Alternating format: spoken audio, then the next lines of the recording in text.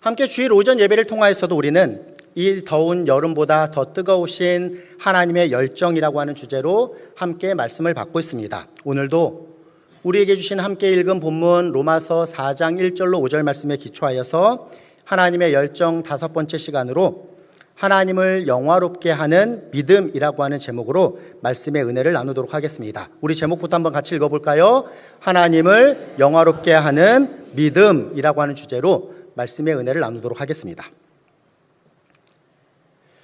우리가 가진 기독교 신앙이 바르고 온전하다라는 것을 어떻게 설명하고 이해할 수 있을까요? 이 엄청난 영적인 진리를 인간의 방법으로 다 설명하고 다 이해할 수는 없겠지만 이 시간 다음과 같은 방향성을 가지고 우리가 한번 접근해 보면 좋을 것 같습니다.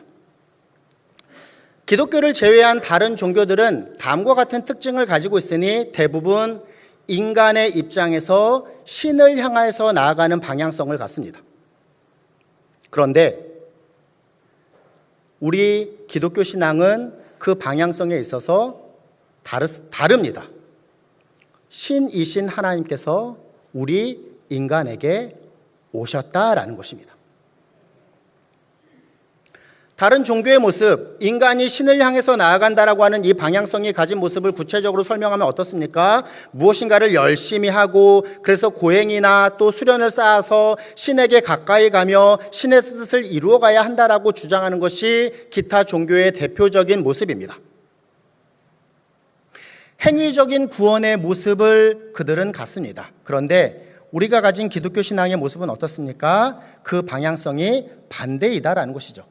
철저히 불가능의 상태에 있는 우리 인간이기에 그 불가능의 상태에 있는 우리 인간이 어떻게 하나님께 할 수 없는 존재이기에 이제 하나님께서 우리를 향하신 사랑으로 그분께서 인간의 모습을 가지고 우리에게 오셨으며 우리의 문제를 해결하셨다라는 것이 기독교 신앙의 본질입니다. 다른 종교가 이처럼 어떠한 고행이나 수련, 행위적인 구원의 모습을 갖는다라고 우리가 생각해 볼 때에 우리 기독교는 반대이죠. 우리의 어떠한 행위적인 모습으로 구원을 받는 것이 아니라 무엇으로 구원을 받는다고요? 믿음으로 말미암아 구원을 받게 된다라는 것입니다. 그렇습니다. 구원은 이 땅에 어떠한 가치를 추가함으로 얻을 수 있는 것이 아닙니다. 돈을 많이 벌거나 그로 인하여서 명예를 쌓는다라고 해서 우리가 영적인 구원을 얻는 것이 아닙니다. 인간의 어떠한 공로라든지 인간의 노력이라든지 어떠한 자격을 우리가 갖춘다고 하여서 구원을 받는 것이 아닙니다. 우리의 구원은 철저히 하나님의 은혜에 기초한 예수 그리스도를 믿는 믿음으로서만 얻는 것이다라는 것입니다. 믿으십니까? 아멘입니다. 지난주에 우리가 어렸을 때 불렀던 여름 성경학교의 노래가 다음과 같은 것이 있었음을 살펴봤습니다. 아침에 웃으면서와 함께 여름 성경학교가 되면 제가 어렸을 때 참 많이 불렀던 찬양은 다음과 같은 찬양이 있습니다. 돈으로도 못 가요 하나님 나라 힘으로도 못 가요 하나님 나라 거듭나면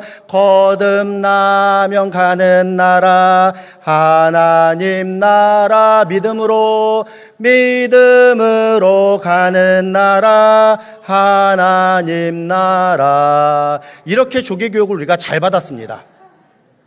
하나님 나라는 어떻게 간다고요? 믿음으로 간다라는 것을 우리는 이미 이처럼 잘 알고 고백합니다. 그렇습니다. 우리가 하나님 나라에 가게 되는 기준은 믿음입니다.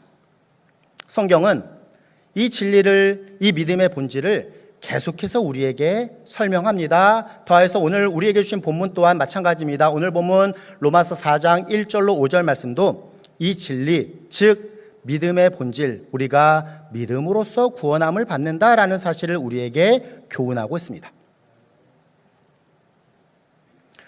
본문으로 들어가기 전에 이 믿음의 본질, 이 구원의 본질인 믿음으로써 구원을 얻는다. 네 글자로 정리해보면 이신칭의라고 합니다. 믿음으로써 의롭다 칭함을 받는다, 구원함을 받는다라고 하는 이 진리를 세우는 일은 사실 기독교의 역사 가운데에서 계속되는 영적인 신앙의 싸움이었음을 우리가 먼저 살펴보기를 원합니다.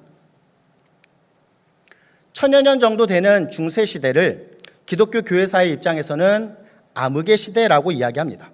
왜 그렇습니까?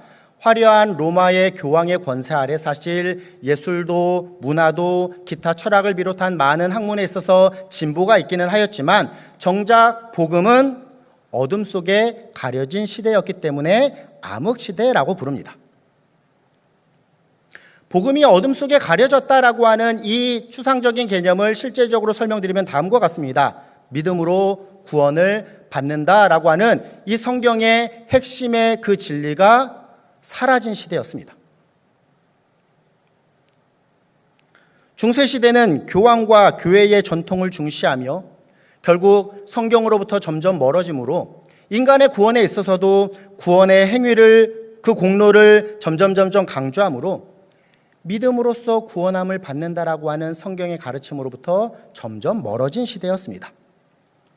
자연스럽게 이와 같은 가르침은 우리에게 행하신 그 놀라우신 하나님의 구원의 역사를 반쯤은 가치 없는 것으로 만드는 결과를 가졌습니다. 왜 그렇습니까? 인간이 열심히 노력하면 어느 정도 이룰 수 있다라고 하는 가르침 때문에 전적인 하나님의 그 은혜의 구원의 교리를 가치 없는 것으로 만든 그와 같은 시대가 되었습니다. 그러하기에 무엇이 일어났습니까? 종교개혁이 일어난 것입니다. 종교개혁자인 마틴 루터 또 존 칼빈과 같은 분들은 진정한 복음의 기치로 종교개혁을 일으켰습니다. 부패한 즉 성경에서 떠난 카톨릭 교회의 교리에 대항하여서 성경적인 신앙을 회복해야 된다라고 하는 솔라, 라틴어로 오직이라고 하는 개념인데요. 오직이라는 기치를 5가지 다음과 같은 기치로 종교개혁의 기치를 삼았습니다. 띄워질 것입니다. 제가 앞에 읽어볼 터이니 뒤에 한글은 같이 읽을 수 있겠죠. 솔라 스크립투라, 오직 성경. 솔라 피데, 오직 믿음. 솔라 그라티아, 오직 은혜. 솔라 크리스투스, 오직 그리스도. 솔라 글로리아, 오직 하나님께 영광이라고 하는 이 5가지 기치가 바로 종교개혁의 기치입니다. 종교개혁자들은 이 5개로 요약되는 기독교 복음의 핵심을 회복시키기 위하여서 종교개혁을 일으켰습니다. 하나님께서는 이들을 사용하셔서 교회의 복음을 회복시키셨습니다. 그 결과로 우리가 지금 함께 이렇게 신앙생활하는 것과 같은 개신교회, 성경의 분명한 기초 위에 세워진 개신교회가 세워진 것입니다. 올 초에 우리 교회 홈페이지 만든 건 아시죠? 좀 들어가서 보셨는지요? 홈페이지에 들어가면 교회 소개가 있고 교회 소개에 대한 인사한 말을 제가 다음과 같이 기록했습니다. 전농중앙교회 홈페이지를 방문해 주셔서 감사합니다. 인생의 방황은 예수님을 만나면 끝이 나고 신앙의 방황은 좋은 교회를 만나면 끝이 납니다. 끄덕일만 한데요. 네. 행복한 성도들이 모인 건강한 교회 전농중앙교회에 잘 오셨습니다. 우리 교회는 1958년 11월 16일에 설립되었고 대한예수교 장로회 합동 측에 소속된 교회입니다. 우리 교회는 종교개혁 정신을 따라 오직 성경, 오직 은혜, 오직 믿음, 오직 예수, 오직 하나님께 영광의 개혁신학 기초 위에 굳게 서 있습니다. 이곳을 방문하시는 모든 분들에게 하나님 아버지와 주 예수 그리스도로부터의 은혜와 평강이 풍성하게 있으시기를 소망합니다. 라고 기록했습니다. 무엇을 설명드립니까? 우리 교회도 종교개혁의 정신에 기초하여서 바로 이 성경의 본질 위에 세워진 교회이다라는 것을 말씀드립니다. 오직 성경 위에, 오직 은혜 위에, 오직 믿음 위에, 오직 예수 그리스도의 그 구원 사역 위에, 오직 하나님께 영광 올려드림에 그 믿음의 기초 위에 세워진 교회가 바로 우리 전농중앙교회이다라는 것을 설명드립니다. 오늘 본문이 포함된 로마서를 기록한 사도 바울 또한 이 복음의 진리인 믿음으로 구원받는다라고 하는 사실, 이신칭의의 교리를 사수하는 싸움을 여전히 그는 감당하고 있습니다. 바울이 처한 상황은 이렇습니다. 구약의 말씀만 가지고 예수 그리스도를 인정하지 않는 그 당시 예수 그리스도를 부정했던 유대교 사람들 앞에서, 즉 율법의 행위만 강조하던 그들 앞에서 바울은 율법의 행위로서 구원함을 받는 것이 아니다. 오직 믿음으로써 구원함을 받는 것이다라고 하는 복음의 진리를 지키기 위한 믿음의 싸움을 그가 계속해서 감당하고 있었습니다. 오늘 본문에서 이 바울이 싸웠던, 또 기독교 역사 가운데 종교개혁자들을 포함한 많은 믿음의 선진들이 싸웠던 이 믿음의 싸움을 이 시대 우리 또한 싸워나가고 있습니다. 다른 복음이 들어오고 다른 교훈이 팽배하며, 제가 전농중학교에 와보니까 청량리만큼 참 다양한 종교와 다양한 이단이 있는 곳이 우리나라에 있을까 싶을 정도로 참 이 어지러운 영적으로 혼란한 이 지역 가운데서 살아가는 우리가 더욱 본문의 내용에 집중해 볼 필요가 있다라는 마음을 가지고 오늘 본문으로 들어갈 필요가 있을 것 같습니다. 사실 우리가 2주 전에도 죄와 하나님의 영광, 죄 vs 하나님의 영광이라고 하는 주제로 이 내용을 살펴보았습니다. 오늘 본문이 로마서 4장인데요. 로마서 3장 말씀이 바로 바울이 전한 복음의 진리를 기록합니다. 믿음으로써 구원을 얻는다라고 하는 이신칭의의 교리를 분명하게 기록하고 있으니 2주 전 본문인 로마서 3장 23절, 24절 말씀을 먼저 같이 한번 읽어보도록 하겠습니다. 읽습니다.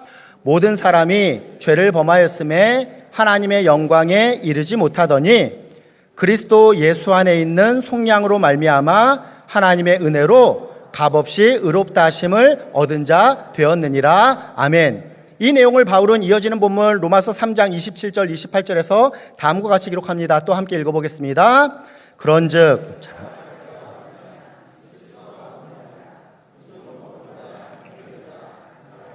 오직 믿음의 복으로니라. 그러므로 사람이 의롭다 하심을 얻는 것은 율법의 행위에 있지 않고 믿음으로 되는 줄 우리가 인정하노라. 아멘. 28절에서 바울이 무엇이라 이야기합니까? 그러므로 사람이 의롭다 하심을 얻는 것은 율법의 행위에 있지 않고 믿음으로 되는 것임을 우리가 인정한다라고 바울은 선언합니다. 바울은 이제 이와 같은 이신칭의 복음을 선포하고 선언함에 이어서 유대교에 기초하였던, 즉 율법의 행위를 강조하였던 자들 앞에 그들의 가장 중요한 조상인 아브라함의 모습으로 이 내용을 설명합니다. 아브라함은 어떤 자입니까? 하나님의 구원의 역사를 위하여서 택함받은 자이며 이스라엘 백성의 조상입니다. 사실 이스라엘이라고 하는 이름이 야곱에서 나온 건 잘 아시죠? 야곱의 12아들이 12지파를 이루었지만 그 야곱의 아버지는 이삭이고 그 이삭의 아버지는 아브라함입니다.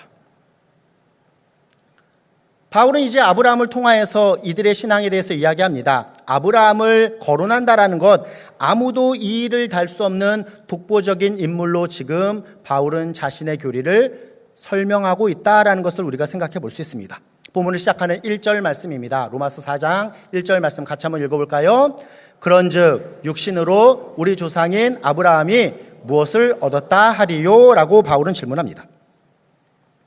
아브라함이 얻은 것, 아브라함이 발견한 것, 아브라함이 깨달은 것이 무엇이냐라고 바울이 이제 율법의 행위로서 구원함을 강조하는 유대교에 속한 자들에게 질문합니다.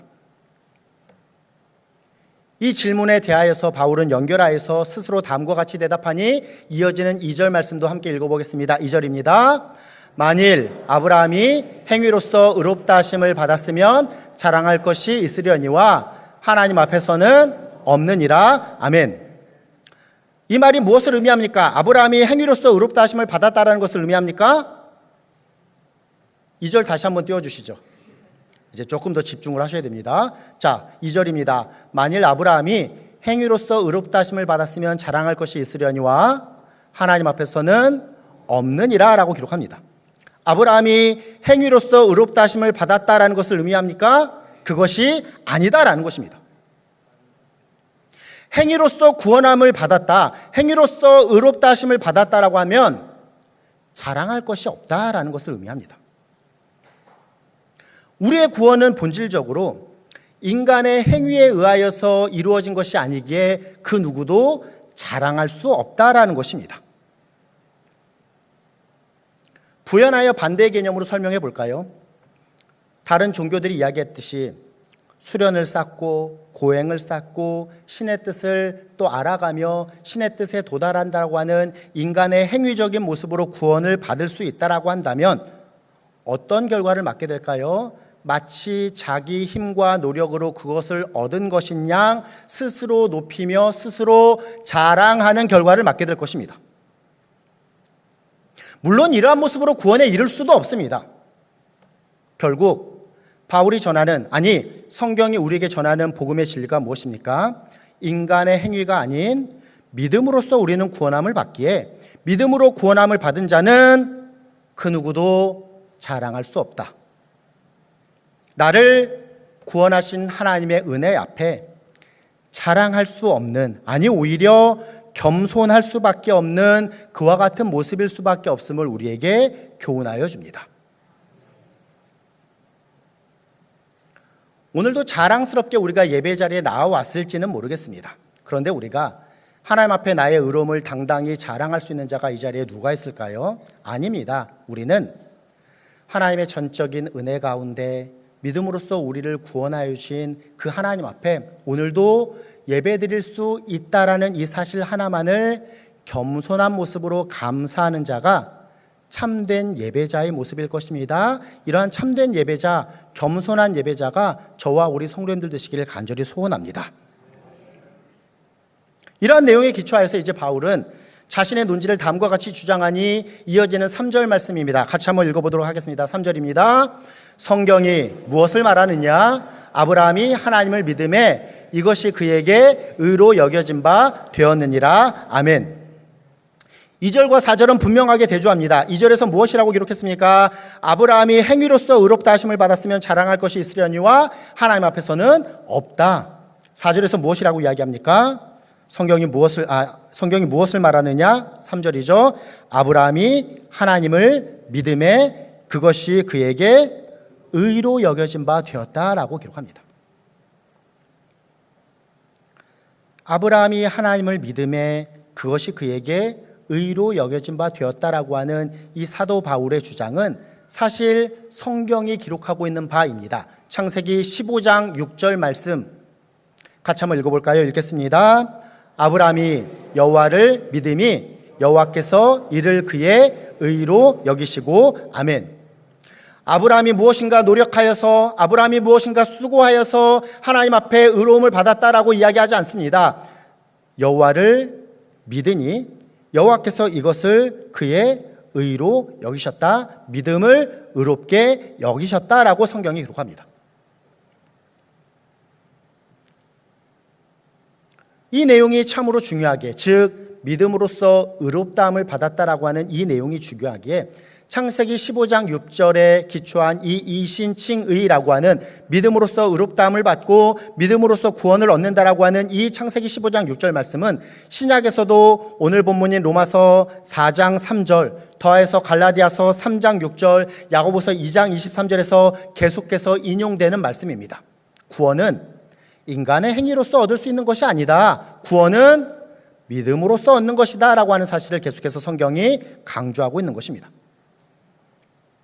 바울이 지금 예를 들어서 설명하고 있는 아브라함, 우리는 그래서 아브라함의 별칭을 아브라함을 무엇이라고 이야기합니까? 믿음의 조상. 야, 조기교육을 너무나도 잘 받으셔서 다 잘 알고 계십니다. 아브라함을 우리가 무엇이라고 부르죠? 믿음의 조상이라고 부릅니다. 믿음으로 말미암아 구원을 받았다라고 인칭받은 첫사람이 바로 아브라함이기에 우리는 아브라함을 믿음의 조상이라고 부르는 것입니다. 이러한 내용을 이제 바울은 본문에서 다음과 같이 부연하여서 설명합니다. 이어지는 본문 4절 말씀도 우리 함께 읽어보도록 하겠습니다. 4절입니다. 일하는 자에게는 그 삭시 은혜로 여겨지지 아니하고 보수로 여겨지거니와. 아멘. 말씀 그대로입니다. 일꾼이 열심히 일을 하고 받게 되는 임금은 어떻죠? 은혜가 아니라 당연히 받을 삭시라고 여깁니다. 내가 수고했으니 수고한 것에 합당한 임금을 내가 받아야 된다라는 것입니다. 그 가운데에는 어떠한 감사라든지 어떠한 은혜가 자리 잡기가 쉽지 않습니다. 바울은 이 내용으로 지금 구원을 설명하고 있습니다. 율법을 지킴으로 무엇인가 수고함으로 구원을 얻으면 어떠한 결과를 맞게 된다고요? 내가 수고하여 얻은 것이기 때문에 그것을 당연한 것으로 여기며 그 안에는 은혜가 머무를 자리, 감사가 머무를 자리가 없다라는 것을 설명합니다. 인간의 수고로서 구원함을 받을 수도 없거니와 인간의 수고로 구원함을 받는다라고 한다면 그것은 하나님을 향한 것이 아니라 자기 스스로를 향할 수밖에 없음을 이야기하는 것입니다. 이 내용과 대조하여서 오늘 본문의 마지막 5절 말씀은 진정한 복음에 대해서 설명합니다. 5절 말씀도 같이 한번 읽어보겠습니다. 읽습니다. 이를 아니할지라도 경건하지 아니한 자를 의롭다 하시는 이를 믿는 자에게는 그의 믿음을 의로 여기시나니 아멘.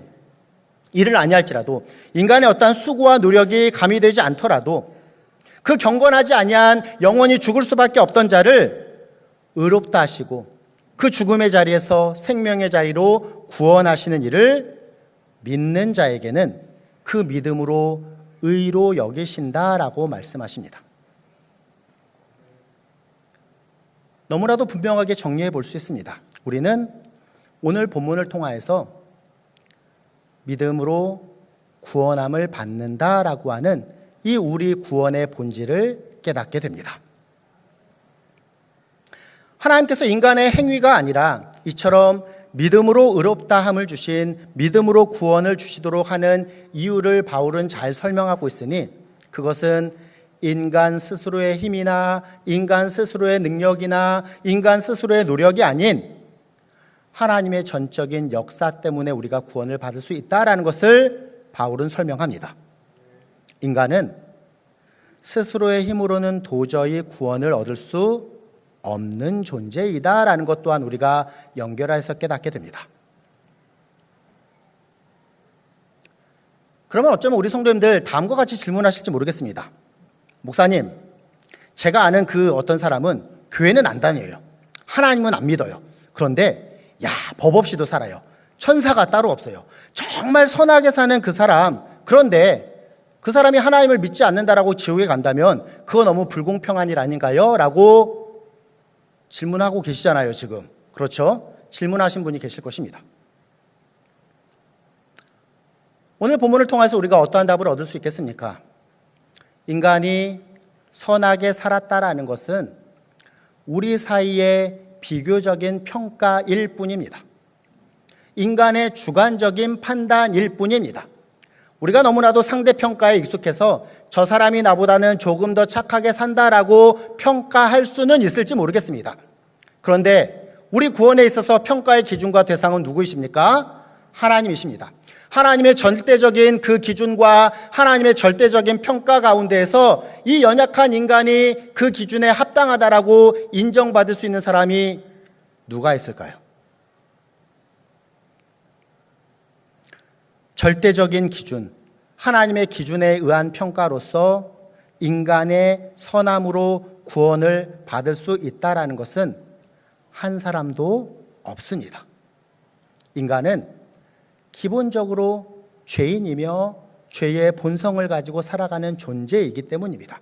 더하여서 우리 눈에 보이지 않을지라도 아무리 선하게 산다고 하여도 그 행동과 말과 심지어 내면의 생각과 마음 가운데 죄의 모습이 분명히 거하고 있을 것이기 때문입니다. 두 번째, 다음과 같은 질문도 있을 것입니다. 목사님, 그럼 우리는 아무런 수고도 안 하고 하나님을 믿기만 하면 구원받는다고 한다면 그거 너무 쉬운 거 아닙니까? 라고 생각해 볼 수 있습니다. 세상의 사람들도 이 내용으로 우리 기독교를 비난하고 조롱합니다. 이 자리에 있는 저와 우리 성도님들 구원함을 받은 분들이시기 때문에 제가 우리 성도님들께 먼저 묻겠습니다. 자, 구원받은 우리, 구원받은 자로서의 삶을 살아가는 거 쉽습니까? 어렵습니까? 믿음으로써 구원함을 받는다는 거 쉬운 것인가요? 왜 아무도 답을 안 하시나요? 믿음으로서만 구원함을 받는다. 그래서 뭔가 아무것도 없으니 너무 쉬운 거 아닌가라고 하는 그와 같은 접근이 있을 수도 있지만 사실 우리가 구원받고 하나님의 구원받은 백성, 하나님의 자녀로서 살아가는 모습 가운데 이 구원을 이룬다라는 것이 결코 쉽지 않다라는 것을 진정한 신앙의 모습으로서 그 진정한 답을 찾을 수 있습니다. 믿음으로써 구원함을 받는 모습, 그래서 너무나도 쉽다라고 한다면 사실 예배 순서 가운데 빼야 되는 게 있습니다. 뭘까요? 우선은 1번, 참회기도. 우리는 참회기도 때 무슨 기도를 합니까? 하나님, 한 주간 삶을 살았습니다. 구원함을 받은 우리가 구원함에 합당한 모습으로 살았습니다. 그런데 우리가 참회기도 때 무엇을 기도합니까? 하나님, 내가 너무 잘 살아서 지난 한 주도 성공했습니다라고 기도하시는 분들이 얼마나 계실까요? 저를 포함해서 한 분도 안 계실 것입니다. 기도의 이름 자체를 참회기도라고 불렀습니다. 명칭했습니다. 왜 그렇습니까? 우리가 지난 한 주도 나는 하나님의 은혜 가운데 믿음으로써 구원함을 받았으나 여전히 세상 가운데 그 구원을 이룸에 있어서 실패했습니다. 죄악 가운데 우리가 얼마나 무력하고 얼마나 쉽게 좌절하며 넘어지는 자인지를 주님 앞에 그 죄를 자복하고 회개합니다라고 하는 것이 참회 기도 안에 담긴 내용일 것입니다. 믿음으로써 구원을 받으니 너무나도 쉽다라고 이해하고 그렇게 생각하시는 분들 계시다라고 한다면 그것은 진정한 신앙의 기초에서 생각해 볼 때에 분명 잘못된 모습일 것입니다. 조금 더 깊이 있게 설명드릴까요? 성경이 이야기하고 있는 구원이라고 하는 개념은 단순하지 않습니다. 구원이라고 하는 큰 개념 안에는 소명, 중생, 회심, 신앙, 칭의, 수양, 성화, 견인, 영화라고 하는 많은 개념들이 담겨 있습니다. 하나님의 은혜로 믿는 자에게는 단회적으로 일어나는 귀한 역사가 있습니다. 회개하고 신앙을 가짐으로써 하나님께서 의롭다 하심으로 칭하십니다. 그리고 하나님의 자녀 삼아 주십니다.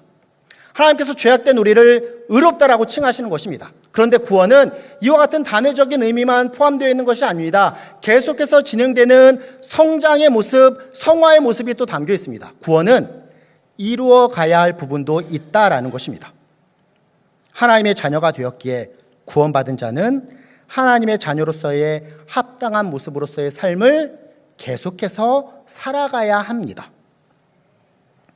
성화, 거룩함으로 되어간다라고 하는 개념이 이 구원 안에 포함된 이 성화의 개념이 이것을 잘 설명합니다. 계속하여서 거룩하게 되어가는 삶, 성도로서 합당한 하나님의 자녀로서 그와 같은 삶을 이루어가고 성취해가는 삶 어떻습니까?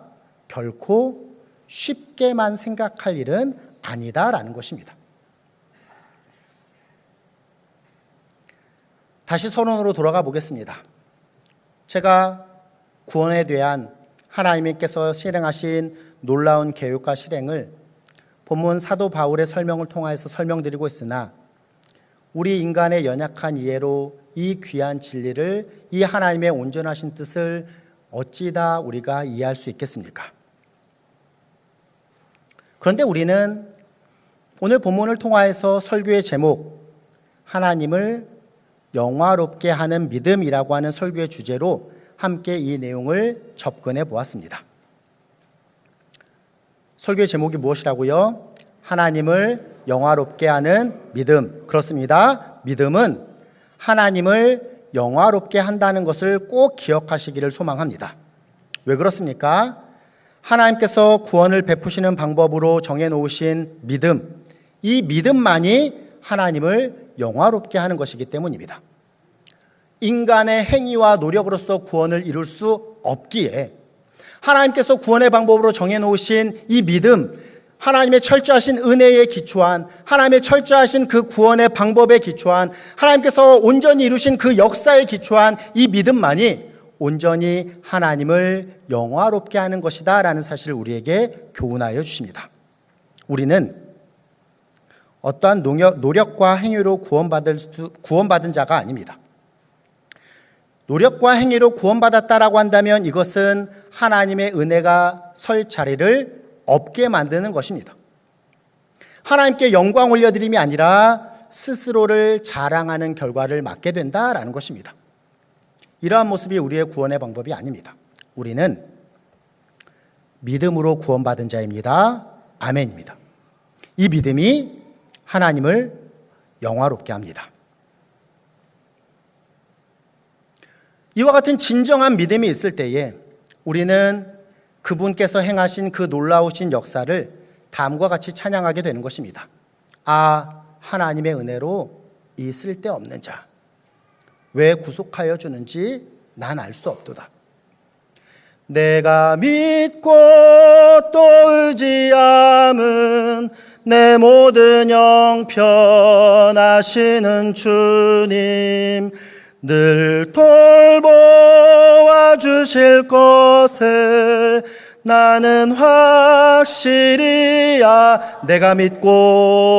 내가 믿고 또 의지함은 내 모든 형편 잘 아는 주님, 늘 돌보아 주실 것을 나는 확실히 아네. 기도하겠습니다.